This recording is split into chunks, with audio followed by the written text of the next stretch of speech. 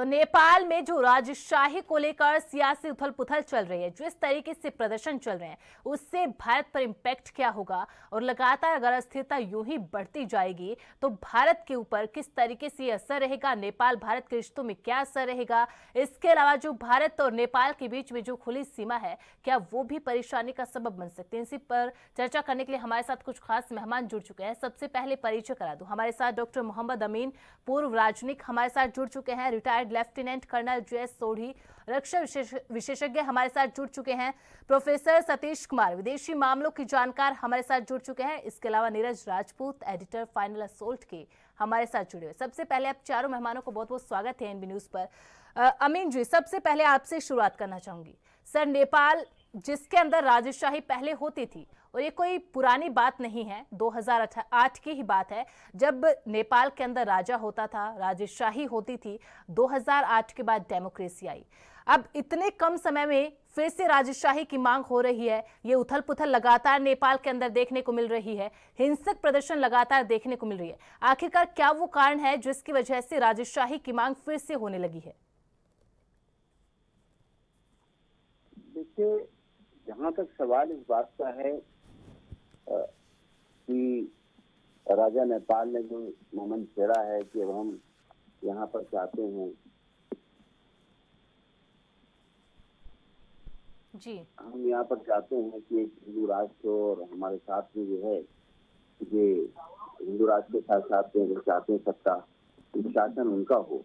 जी, लेकिन मैं आपको याद दिलाना चाहूंगा, इतिहास में जाइए तो 1743 से लेकर 2008 तक हमेशा जी 265 साल इन राजाओं ने वहां पर राज किया और किस तरह से परिवार के लोगों का बाद वहां शासन में बैठे और इस बात को वहां की जनता ने देखा। उससे पहले जो राजशाही का शासन हुआ करता था उसको भी लोगों ने देखा है और अनुभव किया है। किस तरीके से वहां पर यात्राएं होती थी, उनको यात्राएं दी जाती थी, कोई छोटी छोटी बात के लिए उनको किस तरह से दंड दिए जाते थे। वहां के दंड नेपाल की दुनिया में मशहूर है। लोगों को पेड़ों में ठोक दिया जाता था, ज्यादा खर्चा ना आए, जिसमें खाना खिलाना पड़ेगा, ये करना पड़ेगा। तो इस तरीके से क्रूर उनको पनिशमेंट दिए जाते थे। लेकिन जब ये डेमोक्रेसी आई है, आप देखिए कि 2015 में उन्होंने इमीडिएटली जब ये वहां की पार्लियामेंट बनी, सीट हुआ और उसमें अमेंडमेंट करके उन्होंने सीधा समझा कंट्री के अंदर जो कॉन्स्टिट्यूशन में चेंज आए 2015 में, और इस बात पर उन्होंने कर दिया कि हर कंट्री के, हमारा जो कंट्री है वो सेकुलर कंट्री है, हर जात का, हर धर्म का यहाँ पे विश्वास है और हर आदमी का वहाँ पर सम्मान है और इक्वल राइट जो है, प्रोटेक्शन जो है वहाँ दिया गया, जो आज तक चल रहा है। हाँ, हो सकता है कि जो डेमोक्रेटिक कंट्री के लोग हैं उसमें कभी कभी प्रॉब्लम्स आती हैं, जैसे कि ओली की सरकार बनी, वो कम्युनिस्टों के साथ मिलकर बनी, आपको कम और वोट मिले तो किसी और पार्टी को उन्होंने बुलाया। हर कंट्री में, हर देश में जो है मिली सरकारें बनती हैं। तो उसका ये कहना कि वो फेल्योर है, ऐसा कुछ नहीं है। और ये भी आप जानती है कि वहाँ पर नेपाल के अंदर चाइना का कितना बड़ा होल्ड है। ये बात तो आपको थोड़ी सी बताएंगे किस तरीके से क्या उनकी नीति है देश की और किस तरह से इन्फ्लुएंस है चाइना के साथ।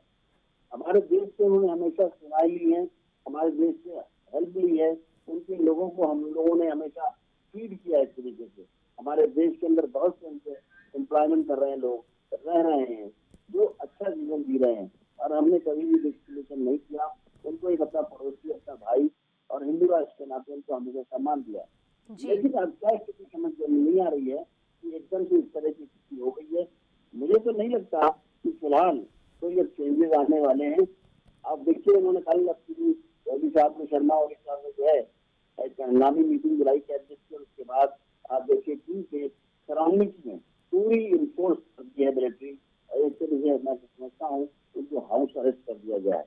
कहाँ तक सक्सेस होंगे कोई नहीं जानता, लेकिन कितने लोग थे कल सबने देखा है। जब प्रोटेस्ट हुआ तब भी देखा कि कितने लोग उसमें आ रहे थे, लाल झंडे वाले कितने थे और वो किंग का झंडा लिए कितने लोग थे, गिनती के लोग थे, कुछ ही लोग थे तो किंग का झंडा उठाए हुए थे।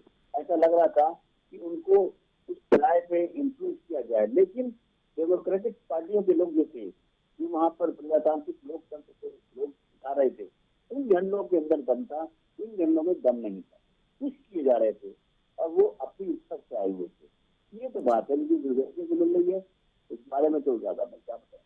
ठीक ठीक है अमीन जी, आपने यहाँ पर चाइना का जिक्र किया, बाकी चीजों का भी जिक्र किया, उन पर भी इससे बातचीत करेंगे।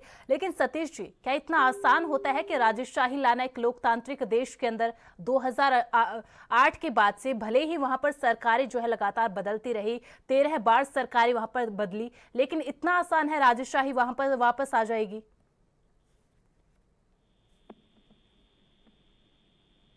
राजनीति को और उस समाज को और समझना है तो हमको लगता है कि चूंकि नेपाल में हमें काठमांडू में 5-6 साल मैं रहा हूँ। जब मैं बहुत छोटा था, विद्यार्थी था, स्कूल का विद्यार्थी था, केंद्रीय विद्यालय में पढ़ाई लिखाई हुई, तो वो वहाँ की मानसिकता, वहाँ की जमीनी हकीकत को बड़ी बखूबी से एक नजरिया है। बाद में चलकर रिसर्च के रूप में टीचर बनने का मौका मिला, तो उस नजरिए को जब ने बचपन में जो देखा था वो आत्मसात जब करता हूं तो हमको लगता है कि नेपाल की आत्मा राजतंत्र से जुड़ी हुई है। और राजतंत्र का मतलब लिमिटेड डेमोक्रेसी पहले भी था। हम जानते हैं कि वीरेंद्र जिनकी बड़े ही दुर्भाग्यपूर्ण तरीके से षड्यंत्र के द्वारा हत्या की गई, पूरे परिवार की हत्या की गई। राजशाही ये दुनिया का सबसे बड़ा एक अपने आप में एक मुहावरा बना हुआ है कि कौन लोग थे, कैसे हुआ। लेकिन ये सच बात है कि वो राष्ट्र हिंदू राष्ट्र के रूप में था, और वहां पर हम सभी जानते हैं कि वहां के राजा को भगवान विष्णु का अवतार माना जाता है, और लोगों के बीच में आत्मीयता है। हम 1970 के दशक की बात याद दिलाना चाहेंगे, जब चीन भारत के पैरेलल, क्योंकि भारत से काठमांडू जाने का एक ही रास्ता था और रास्ता बड़ा ऊपर खबड़ था, बहुत ज्यादा मजबूत नहीं था, उसके पैरेलल चीन ने एक बड़ी सड़क बनाने की कोशिश की, और वो सड़क निश्चित रूप से वो बेहतर है, आज भी है, उसी द्वारा आवागमन होता है। लेकिन जिस तरीके से समाज का विखंडन चीन के द्वारा किया गया, क्योंकि वहां पर छोटे परिवार से लेकर बड़े परिवार, धनी से गरीब, हर लोग राजा और रानी का तस्वीर रखते थे, क्योंकि वो विष्णु का अवतार मानते हैं। और चीन के जब सेना और चीन के लोग उस सड़क का निर्माण कर रहे थे, कई वाकया आया कि वो उन तस्वीरों को सड़कों पर फेंक दिया गया, क्योंकि चीन एक कम्युनिस्ट कंट्री है, चीन एक एथिस्ट कंट्री है, जो धर्म को नहीं मानता, भगवान को नहीं मानता। तो उनके भावनात्मक चीजों को चोट पहुंची, और जिस तरीके से वहां पर लोकतांत्रिक आंदोलन, जिसे हम वामपंथी आंदोलन के रूप में जानते हैं, फेज 1 फेज 2, और उसके बाद जिस तरीके से राजनीतिक गठबंधन हुआ, जिस तरह से सरकारें बनी, वो आत्मा के विरुद्ध था, वो नेपाल के लोगों की सोच के विरुद्ध था। वो कुछ शहरी लोगों के जो काठमांडू में रहते हैं, जो लिटिस्ट है, उन्होंने नेपाल की आत्मा के विरुद्ध में वो सारे व्यवस्थाएं बनाई, और यही कारण है कि इतने कम समय में 13 बार सरकारें बदली, इधर से इधर हुआ, और लोग आज भी बहुत दुखी हैं, क्योंकि लोकतांत्रिक व्यवस्था की एक पैठ राजतांत्रिक व्यवस्था के भीतर बनाई गई थी, जिसे हम पंचायती राज व्यवस्था कहते हैं। उसके भीतर सुधार की जरूरत थी, न कि राजतंत्र को पूरी तरह से उठाकर फेंक देने की। अगर हम सबसे पुराना लोकतंत्र ब्रिटेन को मानते हैं, तो आज भी वहां पर राजतंत्र जिंदा है, क्योंकि लोगों के अस्मिता के साथ, लोगों की भावनाओं के साथ वहां पर राजतंत्र जिंदा है। उससे मजबूत स्थिति नेपाल की है, क्योंकि विष्णु का अवतार माना जाता है, और अचानक आप कह देते हैं कि भाई राजतंत्र से कोई लेना देना नहीं है, राजा से कोई लेना देना नहीं है। सतीश जी, बिल्कुल आपने यहाँ पर जिक्र किया ब्रिटेन का, लेकिन सर वहां पर तो जो है कॉन्स्टिट्यूशनल मोनार्की है ना वहां पर तो, लेकिन यहाँ पर तो पूर्णतया जो है उसकी राजशाही की वकालत की जा रही है। जी नहीं, वो कॉन्स्टिट्यूशनल मोनार्की है, लेकिन लोगों को रानी के प्रति वो इज्जत और प्रतिष्ठा बरकरार है। लेकिन जिस तरीके से, जैसे अगर जख्म हो और उंगली अगर अभी जिंदा हो, अगर उसको काटेंगे तो दर्द होगा, तो राजशाही का जो जिस तरीके से खत्म किया गया नेपाल में, वो अपने आप में दुखद दास्ता है। वो वैसे नहीं होना चाहिए था। लोगों के द्वारा अगर तिरस्कार किया जाए, लोगों के द्वारा आम धारणा बना ली जाए, ये इलिटिस्ट एजेंडा था। कुछ लोगों ने षड्यंत्र के तहत जो जो जो घटनाएं हुई 2001 में, उसके बाद से जिस तरीके का पृष्ठभूमि बना और उसके आधार पर खत्म किया गया, वो दुर्भाग्यपूर्ण था। इसलिए आज भी जनता के दिलों में, दिमाग में वहां के राजा के प्रति, चाहे वो राजा वीरेंद्र हो, चाहे राजा उनके पिताजी महेंद्र हो या त्रिभुवन हो, उनके वो आस्था आज भी जिंदा है। जी बिल्कुल सतीश जी, और जो 2001 की जो घटना का जिक्र करें उससे भी आपको जानेंगे, क्योंकि देखिए राजशाही के लिए एक बड़ा जन आंदोलन चला था 2001 के बाद। 2008 के अंदर लोकतंत्र आता है, अब फिर से राजशाही के लिए एक बड़ा आंदोलन किया जा रहा है, एक तरीके से प्रदर्शन किया जा रहा है, इसको लेकर भी जानेंगे। नीरज जी, देखिए भारत और नेपाल की जब रिश्तों की बात करते हैं, रोटी बेटी का रिश्ता होता है। जो भारत नेपाल की सीमा है वो खुली हुई सीमा है, 1700 किलोमीटर से ज्यादा की सीमा साझा करते हैं। ऐसे में भारत के लिए क्या समस्याएं खड़ी हो सकती है अगर इसी तरीके से अस्थिरता नेपाल के अंदर लगातार बढ़ती रही तो? बिल्कुल, देखिए ये जो हमारा पड़ोसी देश है नेपाल है, और बिल्कुल आपने कहा कि हमारा रोटी और बेटी का जो है वो संबंध रहा है, नेपाल के साथ रहा है। और अगर वहां पर कोई अस्थिरता होती है तो उसका असर सीधे तौर से भारत पर पड़ेगा ही पड़ेगा, ये आप मानकर चलिए। क्योंकि अभी हम लोग लगातार देख रहे हैं कि जो सरकारें जिस तरह से बदल रही हैं, हमारे जो पैनलिस्ट ने बता भी रहे हैं कि 13 बार सरकारें बदल चुकी है वहां पर, जब से लोकतंत्र की स्थापना, लोकतंत्र कहा गया कि लोकतंत्र स्थापित हो गया। लेकिन आप ये मानकर चलिए कि लोकतंत्र लाया किस लिए गया था, क्यों राजशाही को हटाया गया, राजतंत्र को क्यों हटाया गया था? वो इसलिए लाया गया था कि यहाँ पर डेवलपमेंट हो, विकास हो, इकोनॉमिक प्रॉस्पेरिटी आए, चाहे फिर वो कोई सा भी मॉडल हो, चाहे वो राजतंत्र हो या फिर आप डेमोक्रेसी हो या कम्युनिस्ट गवर्नमेंट हो, सोशलिस्ट गवर्नमेंट हो, यहाँ पर वेलफेयर स्टेट की बात की जाती है।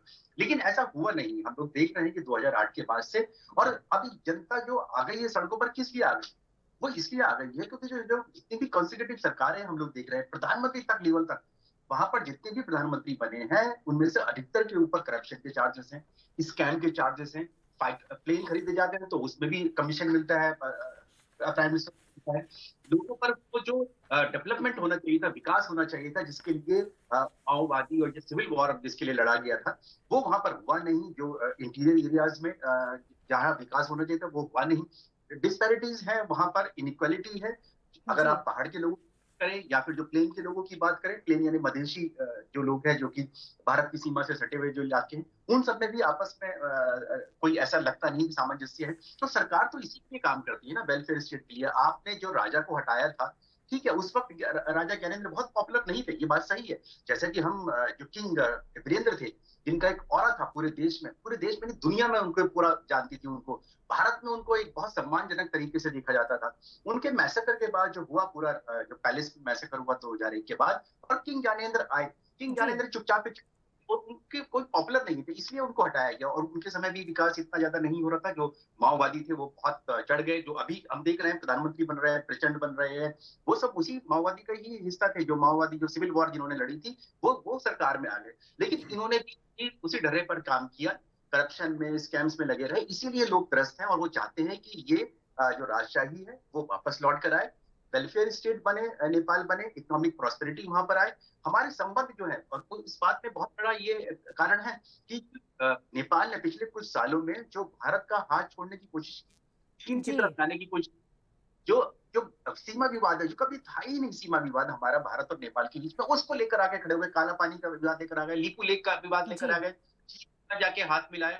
ये सब बातें जो है वो नेपाल के जो लोग हैं, जो जनता है, वो अपनी सरकार से पूछ रही है कि आप ऐसा क्यों कर रहे हैं। इससे अच्छा तो हम पहले ही थे, जब हम राजा के अंडर में काम करते थे। इसीलिए राजा ज्ञानेंद्र को, जो उस वक्त बहुत अनपॉपुलर थे, पॉपुलर नहीं थे, ये बात मानकर चलिए आप, उस वक्त में जब 2006-8 के समय पॉपुलर नहीं थे, इसलिए उनको लाने की कोशिश कर रहे हैं कि अगर हम हिंदू राष्ट्र बन जाते हैं तो क्या फिर हमारा एक बार से विकास, ह्यूमन डेवलपमेंट इंडेक्स देखिए आप कहां पर है आज नेपाल का। इतने साल होने के बाद भी 16-17 साल हो चुके हैं उनको लोकतंत्र आए हुए। तो इन सब बातों के लिए ये आ रहा है।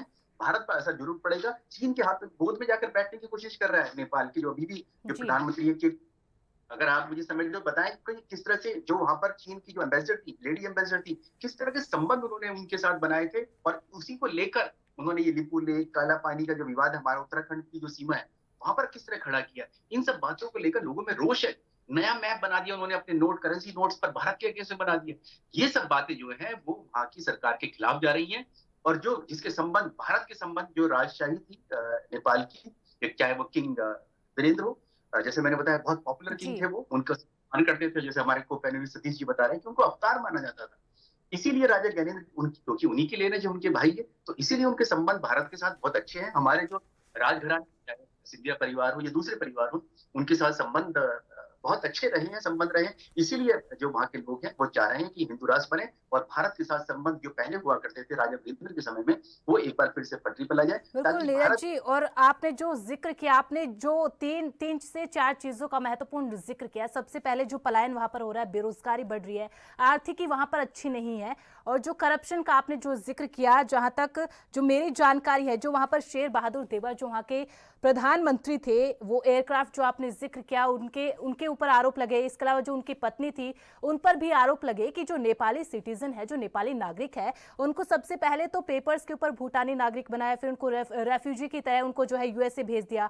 इसके अलावा जो बाकी प्रधानमंत्री थे, उनके ऊपर भी इसी तरीके के तमाम आरोप लगे थे। लेकिन सर, जब भारत की बात करते हैं, एक ब्लॉकेड 2015 के ऊपर भी हुआ, और जिन मधेशियों का आपने जिक्र किया, उन्हीं को लेकर ब्लॉकेड हुआ था। ऐसे में एक बार फिर से ब्लॉकेड अगर हो जाएगा, तो फिर उसका इंपैक्ट भारत पर और नेपाल पर क्या रहेगा? ये सवाल मेरे से जी नीरज जी, आपसे। बिल्कुल, देखिए आप ये मानकर चले, चाहे मधेशी हो, चाहे पहाड़ के लोग हो, वहां पर लोग हो, सबको मिलकर ही साथ चल सकते हैं आप। चाहे पॉलिटिकल पार्टी अलग हो सकती है, आपकी विचारधारा अलग हो सकती है, लेकिन आप उस डिवाइड कर दें कि आप डेवलपमेंट में कि ये जो है ये प्लेन के लोग हैं तो इनका डेवलपमेंट नहीं होना चाहिए, या हमारे पहाड़ के लोग हैं इनका डेवलपमेंट होना चाहिए, ये डिस्क्रिमिनेशन जो है वो नहीं होना चाहिए। और आज हम लोग देख रहे हैं जो ज्यादातर जो लोग समर्थन कर रहे हैं किंग ज्ञानेंद्र का, उनमें से जो मधेसी पार्टियां हैं, जो पॉलिटिकल पार्टीज हैं, वो काफी सपोर्ट उनको कर रही हैं, क्योंकि उनको लगता है ऐसा कि डिस्क्रिमिनेशन, हालांकि हमने देखा सरकारों में नहीं उनकी पॉलिटिकल पार्टीज आती हैं जो मधेसी मिनिस्टर्स रहते हैं, लेकिन आप ये मानकर चलिए कि अगर, मेरा ये मानना है कि चाहे आप राजशाही लेकर आए, चाहे आप लोकतंत्र लेकर आए, चाहे कम्युनिज्म लेके आए, आप चीन को देखिए ना, चीन का कम्युनिज्म किस तरह का डेवलपमेंट वहां पर हो रहा है आज के टाइम। भारतीय संबंध जो भी है, लेकिन उन्होंने अपनी कंट्री में डेवलपमेंट किया, उस मॉडल में सुधार किया कम्युनिज्म में, जो आज का जो न्यू उन्होंने कम्युनिज्म जो लेकर आए हैं, सोशलिस्ट लेकर आए हैं, तो वहां पर हो रहा है। क्यूबा में आप देखिए कितना डेवलपमेंट वहां पर क्यूबा में हो रहा है। तो चाहे आप कोई भी स्टेट लेकर आए, जैसे हमारे सतीश जी बता रहे थे कि राजतंत्र है, इंग्लैंड में है, ऑस्ट्रेलिया के लोग कहते हैं कि हमें वो किंग और क्वीन हमारे हेड होने चाहिए, क्योंकि वो उनको देखते हैं कि अगर सरकारें कुछ गलत करेंगी तो यहाँ किंग बैठे हुए हैं हमारे जो अभी इंग्लैंड के राजा हैं, तो वो उनको सुधार कर सकते हैं, और उनमें बहुत लगाव है राजशाही में वहां के इंग्लैंड के लोगों को। हम चाहे कहें कि कितना ही डेवलपमेंट तो नहीं हो आ गया हो, वहां पे डेमोक्रेसी इतनी फल फूल रही है, उसके बावजूद भी वो उनको एक हाई रिगार्ड रखते हैं। यही हाई रिगार्ड जो है आज नेपाल के लोग चाहते हैं कि वो अपने जो राजा हैं कराया जाए, जिनको आप ये मानकर हैरान रह जाएंगे कि उनको वहां से पैलेस भी खाली करना पड़ा था काठमांडू का, और उनको जो पोखरा में जाके उनको अपने गेस्ट हाउस में जाकर रहना पड़ा था। तो ऐसा बर्ताव आपने अपने साथ किया है, इसलिए वो वापस आएंगे तो ऐसा लगता है कि जो डेवलपमेंट है, विकास है और प्रॉस्पेरिटी जो है, और भारत के साथ संबंध जो होंगे वो अच्छे होंगे नेपाल। बिल्कुल नीरज जी, जो उनका नारायण हिटे जो पैलेस था, उसको फिर बाद में संग्रहालय में बदल दिया था। जे.एस. सोढ़ी जी, आपसे ये जानना चाहूंगी, देखिए हम यहाँ पर बात करें भारत नेपाल के रिश्तों को लेकर, और जितने भी हम अपने पड़ोसी देश देखे, चाहे श्रीलंका देखे, बांग्लादेश देखे, वहां पर भी कुछ ऐसी स्थिति नजर आती है। लेकिन अब जब ये प्रदर्शन चल रहे थे, तो एक प्रदर्शनकारी के हाथ में राजा जो पूर्व राजा ज्ञानेंद्र थे, उनकी तस्वीर थी, एक हाथ में मुख्यमंत्री योगी आदित्यनाथ की तस्वीर थी, जो उत्तर प्रदेश के मुख्यमंत्री है। तो वहां पर जो केपी ओली, उन्होंने कहा कि जो विदेशी लोगों की मदद ली जा रही है, इस तरीके की स्थिति नेपाल के अंदर पैदा करने के लिए।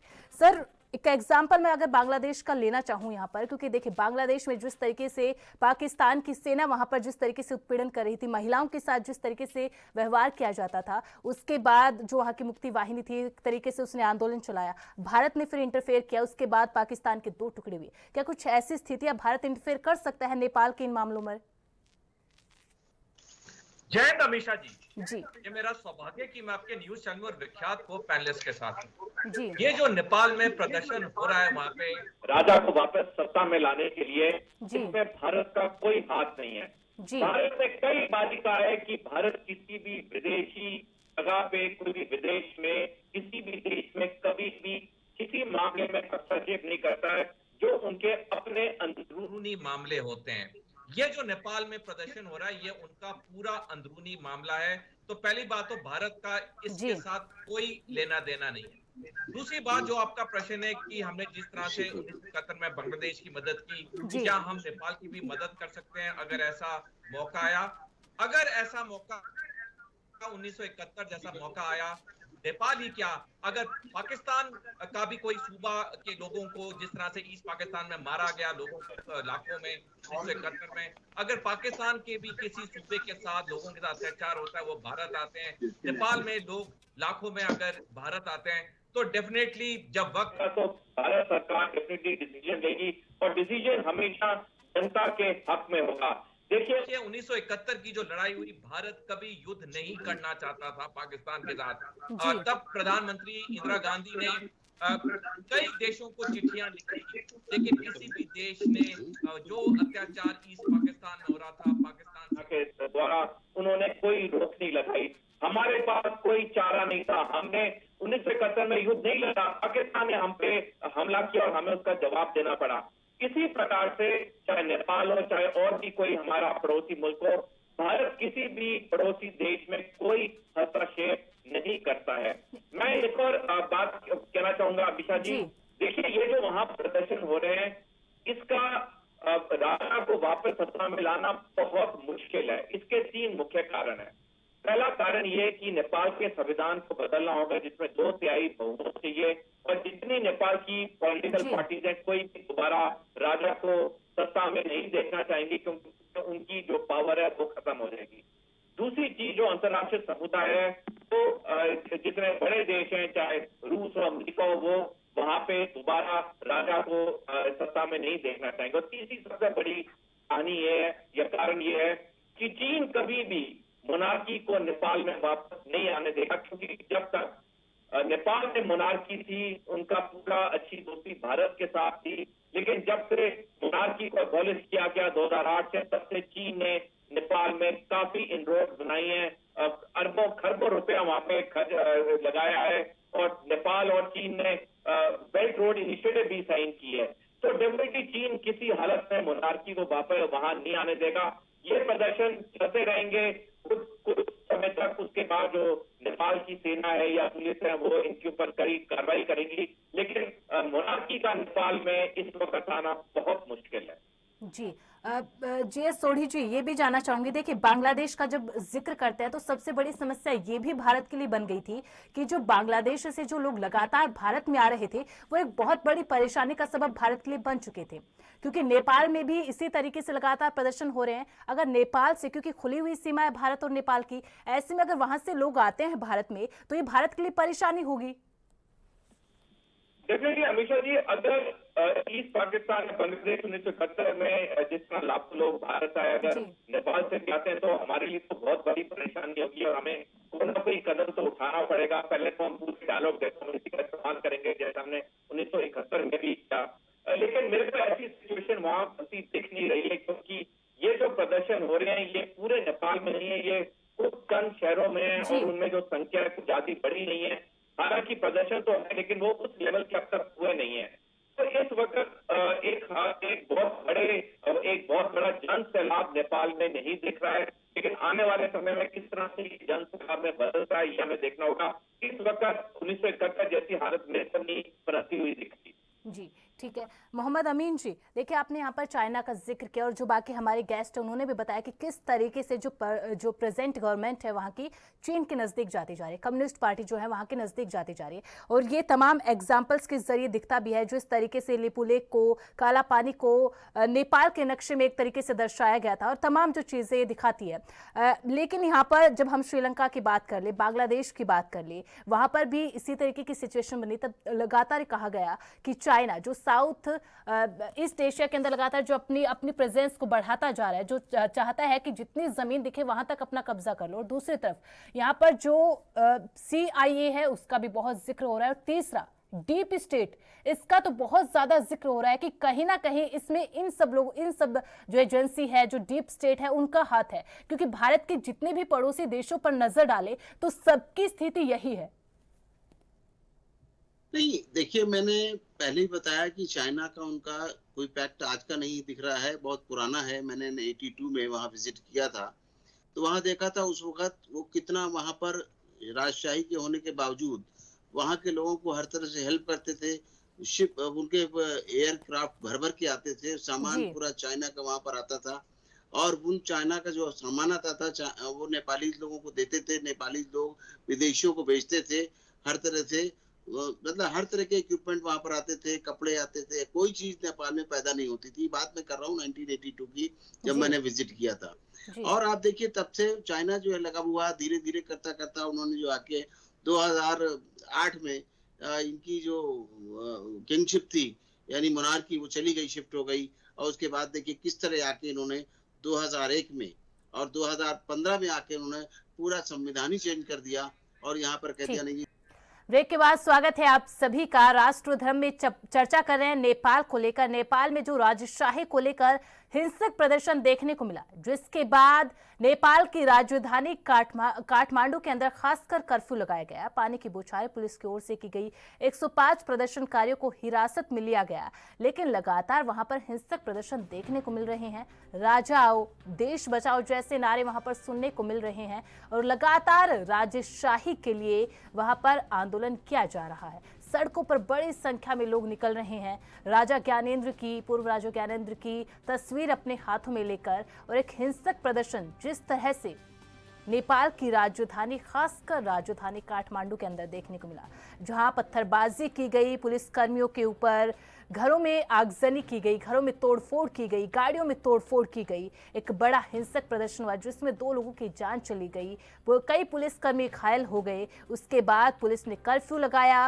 पूरे सिचुएशन को कंट्रोल में करने की कोशिश की। लेकिन ये आंदोलन आने वाले समय में कितना उग्र होगा देखना होगा, क्योंकि तमाम वहां पर जितने समूह हैं, जितने संगठन हैं, लगातार राजशाही को लेकर वहां पर प्रदर्शन देखने को मिल रहा है।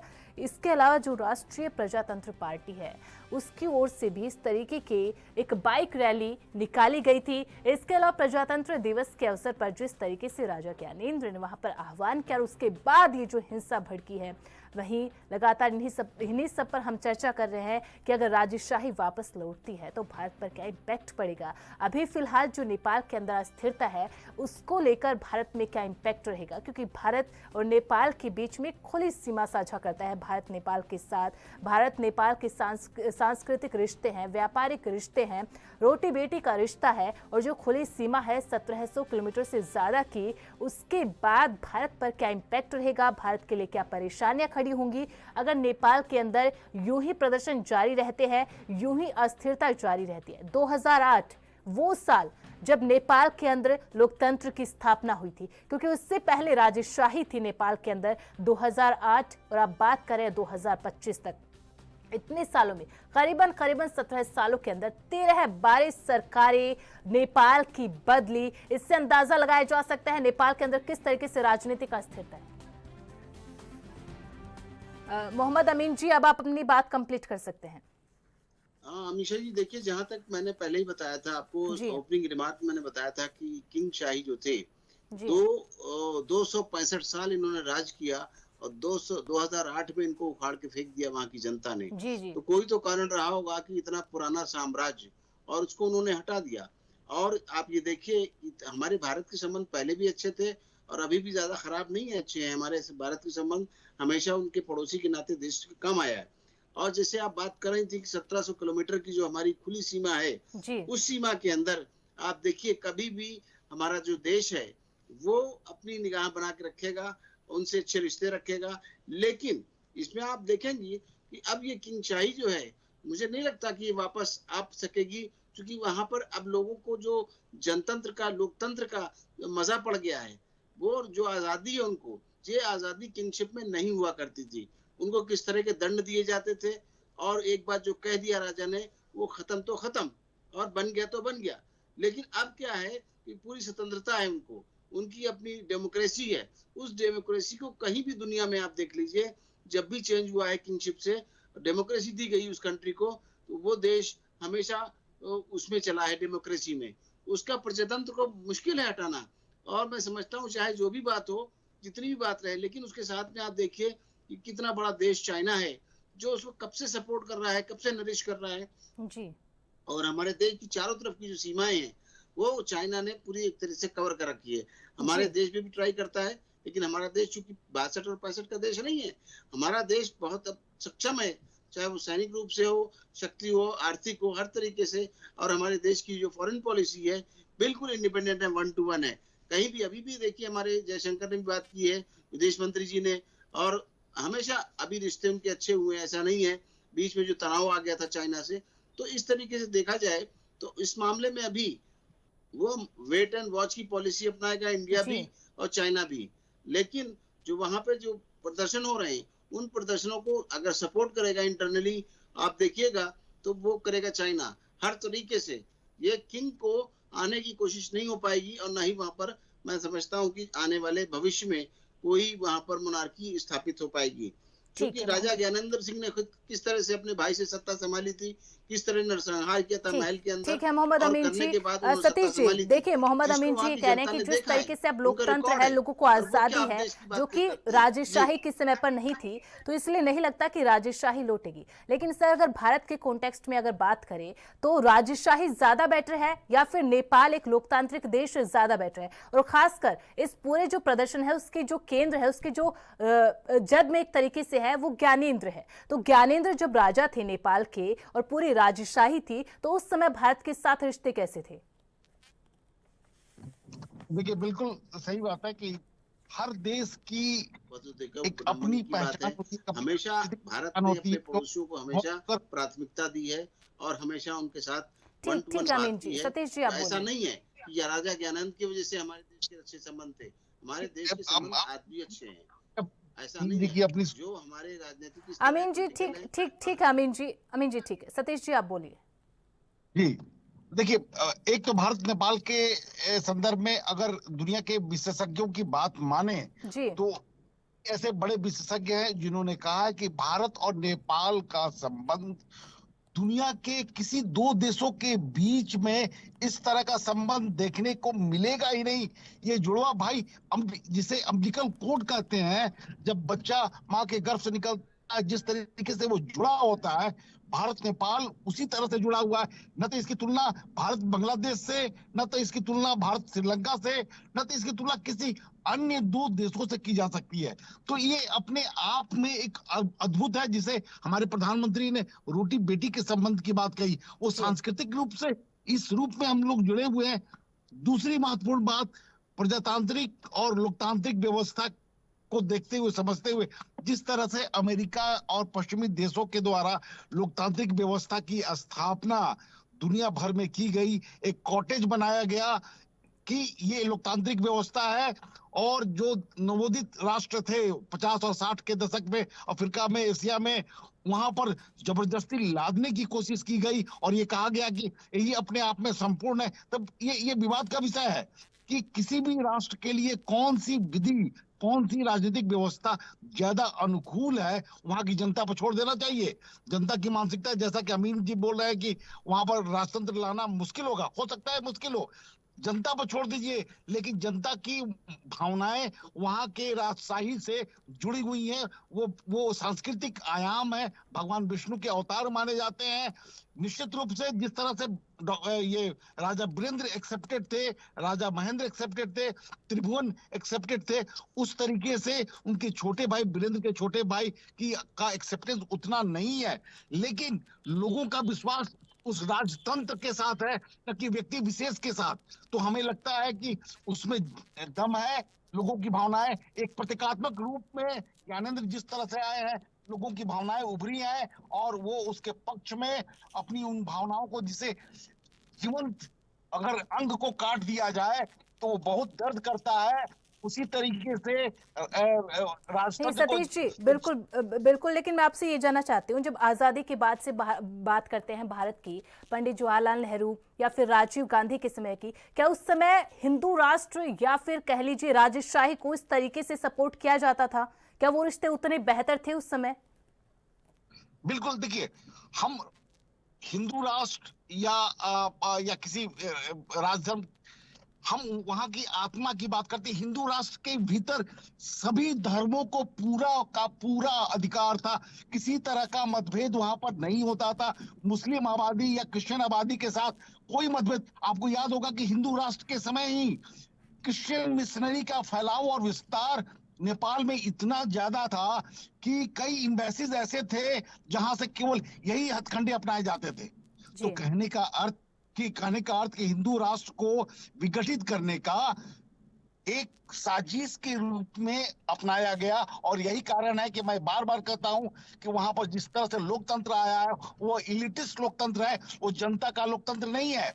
और इसीलिए भावनाएं आहत है, चोट पहुंची हुई है और लोग चाहते हैं कि पुनर्वृत्ति हो, कि राजतंत्र आए और जो हमारी पुरानी व्यवस्था थी उसमें सभी का विकास था, सभी को समावेश था, हम उसी व्यवस्था में जाएं। तो इसमें दम है, इसमें ठीक है नीरज जी। देखिए सतीश जी ने अभी कहा और जो बात आपने भी कही कि जो ज्ञानेंद्र है उनकी जो स्वीकार्यता है, उनकी जो एक्सेप्टेंस है वो इतनी नहीं है, लेकिन राजशाही की तो बात की जा रही है। और जैसा कि सतीश जी ने कहा कि किसी व्यक्ति विशेष के लिए नहीं बल्कि राजशाही के अंदर उनको भरोसा है। और जैसा आपने कहा कि वो अलोकप्रिय थे तभी तो उनको हटाया गया। तो क्या अब ज्ञानेंद्र इतने लोकप्रिय हो गए हैं कि उनको फिर से राजा बनाने के लिए, फिर से राजशाही लाने के लिए इस तरीके का प्रदर्शन किया जा रहा है, या फिर उनको लोकप्रिय बनाने के लिए ही प्रदर्शन हो रहा है? नहीं, ऐसा नहीं है कि उनको लोकप्रिय बनाने के लिए किया जा रहा है। लोगों का राजशाही में उस जिसको मानते आए, जिन्होंने उनके ऊपर राज किया तो 40 साल तक के परिवार ने, 3 ज्ञानेंद्र के परिवार ने।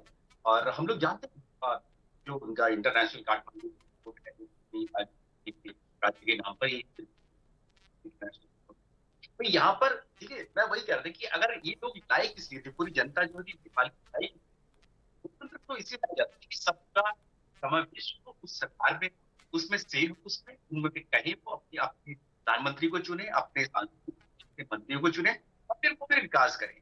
ये हो नहीं रहा। और एक और यहाँ पर ये बात है जो वहाँ की बात है, क्योंकि चीन का हमने देखा कि बहुत घुसपैठ वहां पर हुई है और उसके चलते कल्चर है, संस्कृति थोड़ी सी कहीं ना कहीं दूषित या धूमिल हुई है नेपाल की। इसको लेकर ही हिंदू लोग राजशाही की बात कर रहे हैं। उनका ये कहना है कि हम ये मानते थे कि 2001 से 2006 या 2008 तक जब तक भी हटे वहां से, कि उस वक्त वो विकास नहीं हो पा रहा था, नहीं हो पा, तो वहां पर होना चाहिए था, इकोनॉमिक प्रॉस्पेरिटी आनी चाहिए थी किसी भी देश के लिए, किसी भी जनता के लिए। ये सबसे ज्यादा मायने रखता है कि उनकी 2017 में जब भारत आया तो इस तरह से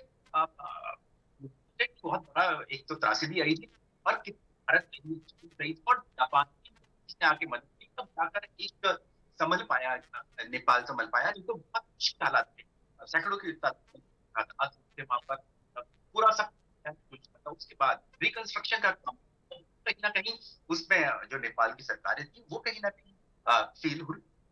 चलते ही लोग चाहते थे कि जब आप डेमोक्रेसी, ये देखिए, ये आप मानकर चलिए कि मॉडल कोई सा भी, चाहे हो, सेक्युलरिज्म हो, डेमोक्रेसी हो या फिर ऑटोक्रेसी हो, जहां पर लोगों का सम्मान किया जाएगा, लोगों का विकास होगा, वहां पर उनको खाने पीने के लिए मिलेगी, जरूरतें मिलेंगी, हैप्पीनेस इंडेक्स वहां पर होगा, वहां पे लोग खुश रहेंगे।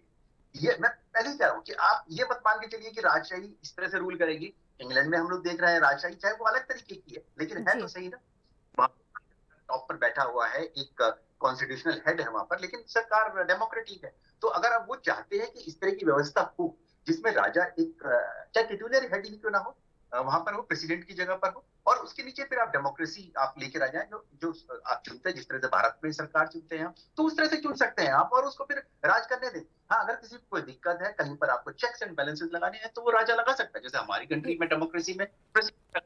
लेकिन यहाँ पर क्या है, नेपाल में वो उस राजशाही परिवार को एक तरह से पूजते हैं, इसलिए वो चाहते हैं कि जब डेमोक्रेसी आप काम नहीं कर पा रही है, यहाँ पर रूल नहीं कर पा रही है, ना कुछ अच्छा कर पा रही है लोगों के लिए, तो आप इसको हटा दें, इस मॉडल को हटा दें। तो ये एक मॉडल है, सिर्फ मॉडल है और इसके अलावा कुछ नहीं है।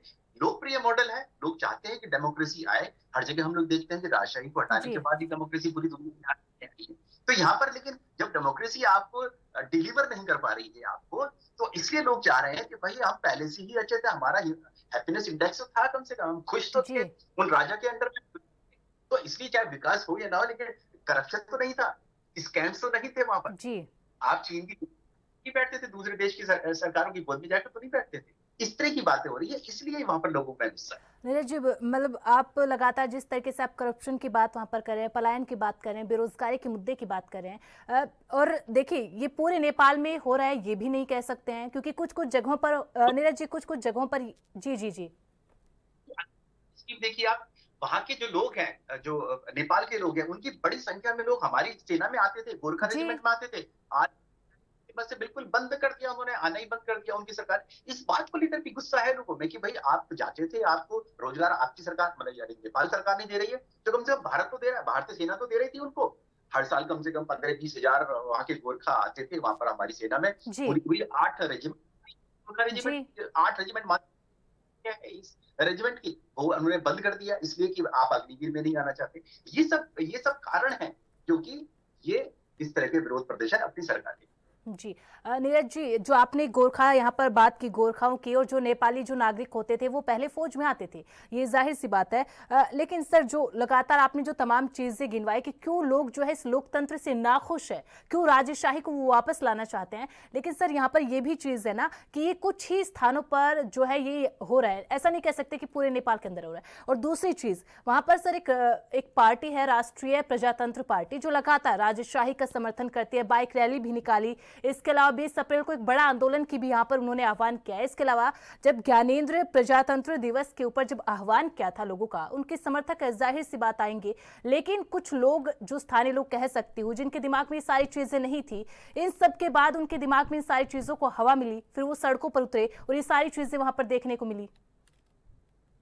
जी नीरज जी। बिल्कुल, शायद आपने सवाल किसी और से, हमारे पैनलिस्ट से पूछा था कि हमारे जो मुख्यमंत्री मुख्यमंत्री हैं जी, उनकी तस्वीर, वो उत्तर प्रदेश के मुख्यमंत्री के तौर पर, भारतीय जनता पार्टी के तौर पर नहीं उनकी तस्वीर आप ये मान के चलिए। जिस परंपरा से आते हैं, पंथ से जिससे आते हैं, गोरखनाथ, वो वहां पर फॉलो किया जाता है, नेपाल में फॉलो किया जाता है जी। वो उसके नाते तस्वीर वहां पे लगाई थी। तो इसको आप जो है, इसको आप एक कह सकते हैं कि इसको घुमा के सवाल अगर करें कि नहीं वो भारत के भारतीय जनता पार्टी ऐसा करे, नहीं है, वो उनके पंथ है जो वहां पर भी फॉलो किया जाता है, गोरखनाथ और गोरखपुर वाले जो पंथ है, जिसको हमारे जो करते वो है। और दूसरा सवाल आपने जो किया है, आपने किया था कि जी जी, जो राष्ट्रीय प्रजातांत्रिक पार्टी, क्योंकि वो राजशाही की हमेशा समर्थक रही है, उसके अंदर भी सर दो धड़े हैं, जो एक समर्थक करता है, एक नहीं करता है। देखिए, ये तो डेमोक्रेसी की खूबसूरती है कि आप उसमें इस तरह की पार्टी भी होती है वहां पर कि आप जिसको राजनीति को सपोर्ट करते हैं, आप किसी भी कंट्री में, आज भारत में देखिए कितनी पॉलिटिकल पार्टीज हैं, अलग अलग तरीके के विचारक। एक समय में हमारे जो राजस्थान के रजवाड़े राजा होते थे, उनकी भी पार्टियां हुआ करती थी। नीरज जी, सवाल ये था कि देखिए वो पार्टी लगातार समर्थन करती है राजशाही का। ज्ञानेंद्र ने जिस तरीके से प्रजातंत्र दिवस के ऊपर आह्वान किया, तो जिन लोगों के दिमाग में बातें नहीं है, अगर बार बार रिपीट करके वो चीजें अगर आप डालोगे, बाइक जैसी एक बड़ी रैली आप निकालते हो जिसके अंदर हजारों लोग जुड़ते हैं जो आपके समर्थक है, और फिर उनसे वो बात दूसरे तक जाती है, तो ये चीजें उससे भी जो है हवा मिलती है, बल मिलता है उन बातों को कि हाँ राजशाही बहुत ज्यादा जरूरी है, राजशाही को वापस लाना चाहिए। देखिए, उनके पास अल्टरनेटिव नहीं है। आप ये मान के चलिए डेमोक्रेसी का इसके फूके। अब ये बताइएगा, जब ये जब प्रोटेस्ट हुआ 18 तारीख के बाद, डेमोक्रेसी डे जो क्या मनाते हैं प्रजातंत्र, किसके घर जलाए उन्होंने, ये आपको मालूम है? किसके ऑफिस उनके जलाए? प्रचंड के, पुष्प कुमार दहल प्रचंड जी, माओवादियों के सबसे बड़े लीडर करते थे। जब उन्होंने सिविल वॉर के बाद ही तो हटाया ना, हिंदू राष्ट्र हटाया माओवादियों ने, जो करीब 2000 से 96-97 से और 2008 सिविल वार था वहां पर। तो वो माओवादी लड़ते थे सरकार के खिलाफ, यानी कि राजशाही के खिलाफ लड़ रहे थे। उनका नेतृत्व कौन करता था? प्रचंड कुमार दहल करते थे, जो कि सबसे पॉपुलर नेता थे उस वक्त के, प्रधानमंत्री भी बने बाद में। उनका ऑफिस जला दिया, उनका घर जला दिया, उनका शायद मैं अगर गलत नहीं हूँ तो माधव कुमार का शायद घर जलाया है जी। सब तो वही से जो माओवादी जिन्होंने कहा कि हम लोकतंत्र लेकर आएंगे, या किसी भी कंट्री के कहने पर लेकर आएंगे, ये लेकर आए, लेकिन वो व्यवस्था की बात कर रहे हैं ना कि आप जब हमने की सरकार भी बनाने के लिए थी कि आप चलाइए वेलफेयर स्टेट, आप लेकर आइए कल्याणकारी स्टेट आप लेकर आइए ना, आप लेके ही नहीं आ रहे हैं। तब उनको कहा कि अब कौन सा लेकर आएंगे। छोटा सा सवाल है, फिर आपके पास आऊंगी जय सोढ़ी जी। आपने कहा कि वो लोकप्रिय नहीं थे जो ज्ञानेंद्र थे, लेकिन और एक तरीके से जितना मैंने पढ़ा है, जितना मैंने जानने की कोशिश की, एक तरीके से जो एग्जीक्यूटिव पावर होती है उसको उन्होंने बहुत ज्यादा होल्ड कर लिया था, बहुत ज्यादा होल्ड कर लिया था। लेकिन अगर फिर से वही आते हैं और उसी तरीके से चीजें होती है, क्या आपको लगता है कि फिर से राजशाही उसी तरीके से चलेगी अगर आ जाती है तो? अमीषा जी देखिए, वहां पे राजशाही दोबारा आना बहुत मुश्किल है इस वक्त, क्योंकि जिस तरह से मैंने पहले कहा, चीन ने वहां पे इतना पैसा इन्वेस्ट किया है, वो कभी राजशाही नहीं आने देगा। क्योंकि जब तक नेपाल में राजशाही रही, भारत और नेपाल के रिश्ते बहुत अच्छे रहे। अगर हम देखें, शताब्दियों से भारत और नेपाल के रिश्ते, चाहे धार्मिक हो, सांस्कृतिक हो, या फिर आजादी के बाद भारत के हमारे सैनिक रिश्ते भी इतने अच्छे रहे। हर साल 40,000 से 45,000 गुरखा सैनिक भारतीय सेना में नौकरी करते थे। लेकिन 2020 के बाद कोई भी गुरखा भारतीय सेना में नौकरी करने के लिए नहीं आया, क्योंकि हमने 2022 में अग्निपथ योजना अनाउंस कर दी, जिसका विरोध नेपाल ने किया कि हम 4 साल के लिए अपने नागरिकों को आपकी देश में सेना में सेवा करने के लिए नहीं भेजेंगे। तो ये जो भारत और नेपाल के बीच में जो दरारें हैं, ये कब से शुरू हो गई? जब से वहां पे राजशाही खत्म हुई, जब वहां लोकतंत्र आया। और लोकतंत्र जब आया तो जितनी अधिकतर पार्टियां हैं उनका पूरा झुकाव चीन की तरफ है, और चीन ने भी बहुत वहां खुले दिल से पैसा लगाया है। तो चीन इतनी आसानी से राजशाही नहीं आने देगा। हमें एक चीज और याद रखनी चाहिए अमीषा जी। देखिए, अभी कुछ दिन पहले 17 मार्च को जनरल उपेंद्र द्विवेदी, जो कि भारतीय सेना के सेना अध्यक्ष, उन्होंने बयान दिया कि 2 फ्रंट वॉर भारत पे अब पॉसिबिलिटी नहीं है, रियलिटी है। यानी कि वो दिन दूर नहीं है जब चीन पाकिस्तान मिलकर भारत पे 2 फ्रंट वॉर करेंगे। और जो भी टाइमलाइन पब्लिक डोमेन में एक चीज की तरफ पॉइंट करेगी, 2035 में चीन और पाकिस्तान मिलकर भारत पे हमला करेंगे। और भारत के 8 पड़ोसी मुल्क हैं, जिसमें से 2 तो चीन पाकिस्तान है, हमारे दुश्मन है। बाकी 6 देशों में से सिर्फ एक भूटान है जो भारत के साथ खड़ा है। बाकी जितने 5 हमारे पड़ोसी मुल्क हैं वो चीन की तरफ हो चुके हैं। तो चीन कभी नहीं चाहेगा कि नेपाल, जो इस वक्त पूरी तरह से चीन की तरफ झुकाव है, नेपाल में राजशाही आए, ताकि दोबारा नेपाल भारत की तरफ अच्छा एक कदम बढ़ाए, भारत और नेपाल की दोस्ती पहले की तरह हो। तो राजशाही का आना नेपाल में मेरे को तो बहुत मुश्किल लग रहा है। जी ठीक है मोहम्मद अमीन जी, देखिए अब सवाल बनता है कि जिस तरीके से अस्थिरता नेपाल के अंदर है, श्रीलंका जो पड़ोसी देश है उसमें वैसे हालात है, बांग्लादेश के अंदर अस्थिरता है लगातार, और लगातार जितने भी देश आप कह लीजिए पड़ोसी देश, वो सारे के सारे चीन के करीब जाते जा रहे हैं। नेपाल के केस में भी यही है। और भारत किसी के शांति का एक तो पक्षधर हमेशा से भारत रहा है, दूसरी बात कि जो भारत है दूसरे देशों के जो पर्सनल मैटर्स होते हैं उनमें इंटरफेयर नहीं करता है अनटिल अनलेस जब तक भारत के खुद के हितों की अनदेखी ना हो।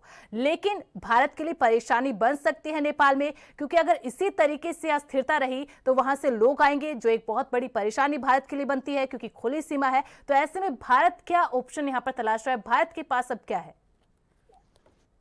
देखिए, अभी आपने बहुत अच्छी बात कही कि जितने भी पड़ोसी देश हैं उनका झुकाव जो है चाइना की तरफ है, तो ओपनली सीक्रेट है, ओपन सीक्रेट है, सब जानते हैं, सबको पता है इस बात का। अभी भी आप देखिए कि वहाँ के डिफेंस के एक्सपर्ट आए थे यहाँ पर बांग्लादेश में, और उससे इनको पता था इस बात का कि यूनुस साहब का प्लान जो है, वहाँ के जो इंचार्ज है इस वक्त, प्रधानमंत्री कहेंगे उनको, केयर टेकर प्राइम मिनिस्टर है वहाँ पर, और वो सीधे चाइना चले गए और चाइना की विजिट करके आए हैं। जबकि ये शेख हसीना को चाइना ने उनको कोई रिस्पांस नहीं दिया था और नहीं मिले थे उनके प्रेसिडेंट, ये वहां से वापस आई थी और उसी के बाद इनके सत्ता का परिवर्तन हो गया।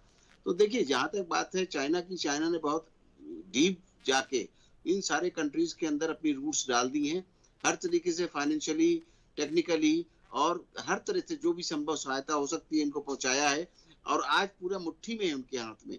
जैसे बात आप कह रही हैं कि ये जो नेपाल है, नेपाल पूरी तरह से, अभी थोड़ी सा भी बात कर रहे थे, लेकिन पूरी तरह से उनके मुट्ठी में है, और वो चाइना जितना उनको हेल्प करता है वो हम उतनी हेल्प नहीं कर पा रहे हैं।